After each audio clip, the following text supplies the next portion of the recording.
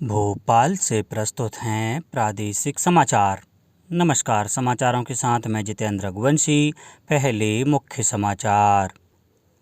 प्रधानमंत्री नरेंद्र मोदी आज प्रदेश के 5,21,000 हितग्राहियों को प्रधानमंत्री आवास योजना ग्रामीण में गृह प्रवेश कराएंगे। राष्ट्रपति रामनाथ कोविंद आज इंदौर को राष्ट्रीय जल पुरस्कार से सम्मानित करेंगे। अन्य पिछड़ा वर्ग ओबीसी को दिए गए 27% आरक्षण पर सुनवाई 27 अप्रैल को होगी। और शहडोल जिले में किसानों की आय बढ़ाने के लिए रागी की खेती को किया जा रहा है प्रोत्साहित। अब समाचार विस्तार से।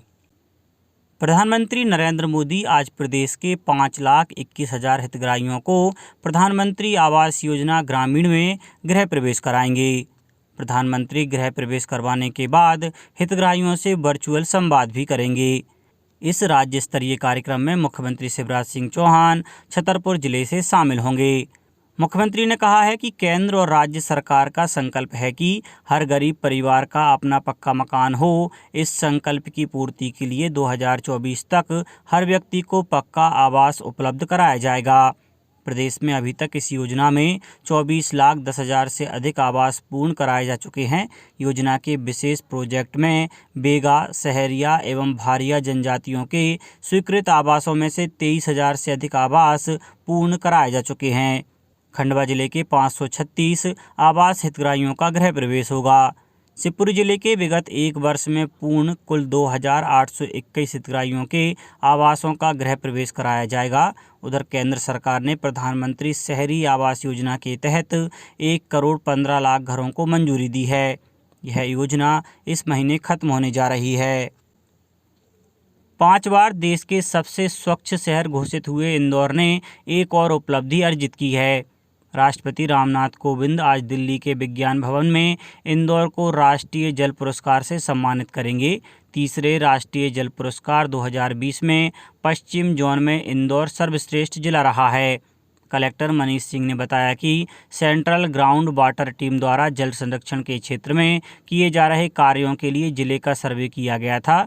सर्वे के दौरान टीम ने इंदौर नगर निगम द्वारा सभी सीवरेज प्लांट की टैपिंग, आवासीय और व्यावसायिक प्रतिष्ठानों से निकलने वाले अपशिष्ट मल जल को उपचार के बाद ही पर्यावरण में छोड़े जाने, वेस्ट वाटर का पुनः उपयोग आदि गतिविधियों की प्रशंसा की। राष्ट्रीय खाद्य सुरक्षा अधिनियम के तहत प्रधानमंत्री गरीब कल्याण अन्न योजना में गरीबों को निःशुल्क अतिरिक्त खाद्यान्न का वितरण सितंबर 2022 तक किया जाएगा। खाद्य एवं नागरिक आपूर्ति एवं उपभोक्ता संरक्षण मंत्री श्री बिसाहूलाल सिंह ने बताया कि केंद्रीय खाद्य एवं लोक वितरण विभाग द्वारा सभी प्रदेशों को इस संबंध में पत्र लिखा गया है। मंत्री श्री सिंह ने बताया कि कोरोना संक्रमण के दौरान प्रारंभ की गई इस योजना में मार्च 2022 तक निःशुल्क खाद्यान्न वितरण किया जा रहा है, जिसमें 5 किलोग्राम प्रति माह प्रति व्यक्ति के मान से निःशुल्क खाद्यान्न वितरित किए जाने वाले खाद्यान्न का लाभ प्रदेश के 4,99,00,000 हितग्राही लाभान्वित हो रहे हैं। खाद्य मंत्री ने कहा कि one nation one ration card योजना में प्रवासी हितग्राही पोर्टेबिलिटी की सुविधा का लाभ अधिक से अधिक प्राप्त कर सकेंगे। उन्होंने बताया कि इस योजना में राशन की दुकानों से गैर फोर्टिफाइड चावल का ही वितरण किया जा सकेगा। आदिवासी बाहुल्य झाबुआ जिले में स्वास्थ्य सूचकांकों की स्थिति में सुधार के लिए संजीवनी हेल्थ कैंप नामक एक अभिनव पहल प्रारंभ की है। शासन की महत्वपूर्ण योजना आयुष्मान निरामय भारत के हितग्राहियों का चिन्हांकन भी इसके माध्यम से किया जाएगा। यहाँ वैक्सीनेशन की उपलब्धता भी रहेगी। इस कैंप में संजीवनी कार्ड का वितरण होगा। जिले में प्रत्येक बुधवार एवं शनिवार को आयोजित किए जाएंगे। प्रत्येक विकासखंड में एक दिन में 4 कैंप सहित कुल 24 कैंप आयोजित होंगे। प्रत्येक सप्ताह में कुल 48 ग्राम पंचायतों में कैंप का आयोजन किया जाएगा। इस कैंप में हेपेटाइटिस बी, आयरन की कमी, sugar, sickle cell anaemia, blood pressure आदि की जांच की जाएगी। जल जीवन मिशन में प्रदेश की समूची ग्रामीण आबादी को नल कनेक्शन से जल उपलब्ध करवाने के लिए हर जिले में एकल अथवा समूह जल प्रदाय योजनाओं के कार्य जारी हैं। प्रदेश का बुरहानपुर पहला जिला है जहां के 100% ग्रामीण परिवारों को उनके घर में नल कनेक्शन के जरिए जल उपलब्ध करवाया गया है। राजधानी भोपाल से करीब 350 किलोमीटर की दूरी पर स्थित लगभग 5 लाख की ग्रामीण जनसंख्या वाले बुरहानपुर जिले में जल जीवन मिशन में 129 करोड़ रुपए से अधिक लागत की जल प्रदाय योजनाओं से प्रत्येक ग्रामीण परिवार तक अब नल से जल पहुंच रहा है। ग्रामीण परिवारों को मिल रहे जल की गुणवत्ता की समुचित जांच के लिए 541 महिलाओं को FTK से जल परीक्षण का प्रशिक्षण दिया गया है। प्रदेश सरकार द्वारा अन्य पिछड़ा वर्ग OBC को दिए गए 27% आरक्षण को लेकर लगाई गई याचिकाओं पर अब अगली सुनवाई 27 अप्रैल को होगी। इस मामले में कुल 58 याचिकाएं मध्य प्रदेश उच्च न्यायालय में दायर हुई हैं। प्रदेश में लागू किए गए 27% आरक्षण के फैसले को चुनौती देते हुए विभिन्न संगठनों और नागरिकों ने मध्य प्रदेश उच्च न्यायालय में कुल 23 याचिकाएं दायर की हैं, जबकि आरक्षण के समर्थन में 35 याचिकाएं भी लगाई गई हैं। याचिकाओं पर कल जबलपुर स्थित उच्च न्यायालय की मुख्य खंडपीठ में सुनवाई हुई। प्रशासनिक न्यायमूर्ति सील नागू और MS भट्टी की युगल पीठ में सुनवाई के दौरान सरकार की ओर से आरक्षण संबंधी आंकड़े पेश करने की मोहलत मांगी गई। अदालत ने अगली सुनवाई की तारीख 27 अप्रैल दी है। प्रदेश में इन दिनों शिक्षकों द्वारा जोर शोर से सहायक शिक्षण सामग्री का निर्माण किया जा रहा है। शाला स्तर पर निर्मित शिक्षण सहायक सामग्री प्रदर्शनी के बाद अब 28 और 29 मार्च 2022 को राजधानी भोपाल के प्रगत शैक्षिक अध्ययन संस्थान में 2 दिवसीय राज्य स्तरीय प्रदर्शनी सह प्रतियोगिता का आयोजन किया जा रहा है। शासकीय विद्यालयों के शिक्षक अपने विद्यार्थियों के साथ विज्ञान की अवधारणाओं को समझाने, भाषा की सहज समझ विकसित करने और गणितीय अवधारणाओं को खेल खेल में हल करने के लिए आसपास की अनुपयोगी सामग्री से TLM सामग्री निर्मित कर रहे हैं। ये सामग्री गुणवत्ता और शैक्षिक उपयोग के लिए श्रेष्ठता के आधार पर परखी भी जा रही है, जिसे शाला स्तर से राज्य स्तर पर पुरस्कृत और प्रदर्शित भी किया जा रहा है।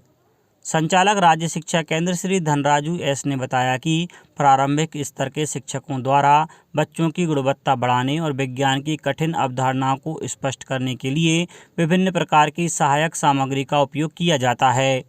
यह सामग्री शिक्षक द्वारा विषय एवं विषय वस्तु के अनुरूप लो कास्ट नो कास्ट मटेरियल से निर्मित की जाती है।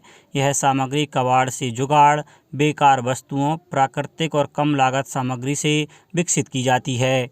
इससे विद्यार्थियों और शिक्षकों में एक दूसरे से सीखने और समझने की कला और कौशल विकसित होंगे।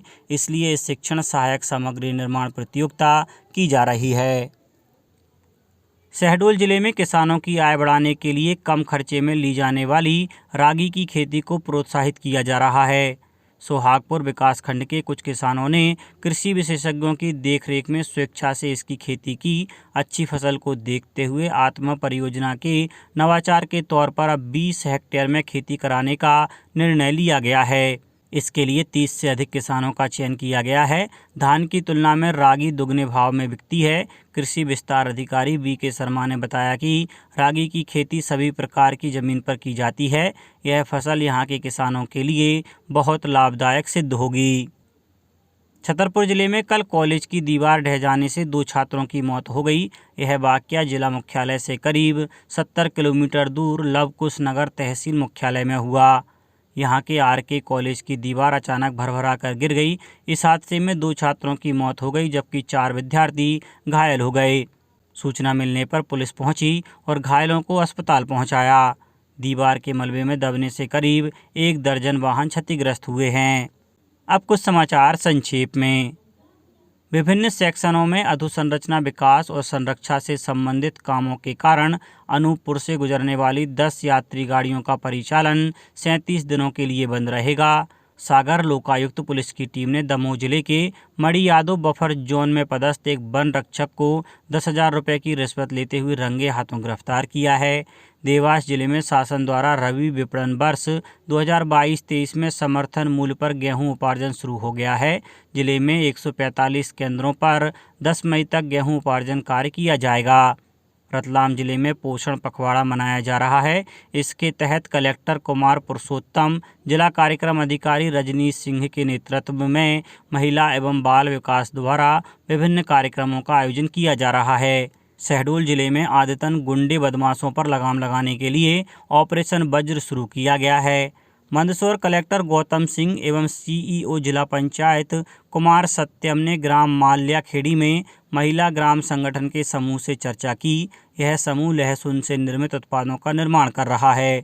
स्वच्छ सर्वेक्षण 2022 में खंडवा को उत्कृष्ट स्थान पर लाने के लिए किए जा रहे नवाचार के तहत कल स्वच्छता के असली हीरोज को घरों और दुकानों पर पहुंचकर निगम अधिकारी कर्मचारियों ने बेस्ट कुल्हड़ में उगाए गए गुलाब के फूल देकर सम्मानित किया।